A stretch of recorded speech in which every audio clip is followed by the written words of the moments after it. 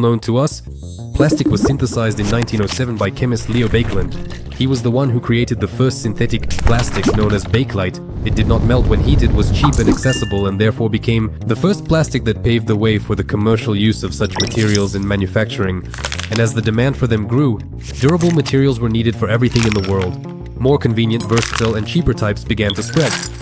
And in the 1930s, polyethylene appeared, which remains the most common type of plastic to this day, whose varieties are used everywhere, in packaging, in transportation parts, textiles and clothing, bottle production and so on indefinitely.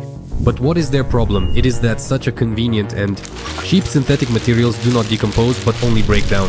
Many of them are susceptible to photodegradation, when plastic breaks down into small particles under the influence of sunlight and temperature, turning into microplastics.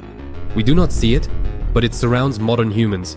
Everywhere. Let's start in order. Almost all the waters in the world are poisoned with microplastics. All wastewater contains microplastics, and studies show that about 90% of bottled water contains microplastics. The water was either initially contaminated or microplastics were released due to transportation and storage conditions, as everything has long been packaged in plastic or treated with it. And if the water is poisoned, then the food products are also poisoned.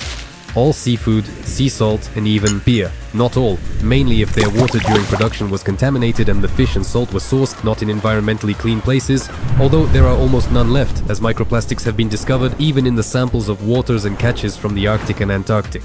So this is a problem of global scale. Yes, we consume microplastics with water, food, and almost all plastic items such as single-use plastics, devices, the one that touches mucous membranes, for example, certain types of toilet, of paper, although that impact is minimal. When entering the body, it can be partially eliminated if, for example, it entered our bodies through food. But usually it simply accumulates in the body and penetrates into tissues of organs, which can cause inflammation and cell damage, leading to, among other things, damage not only to the functioning of internal organs but also to our DNA, and this already affects our offspring.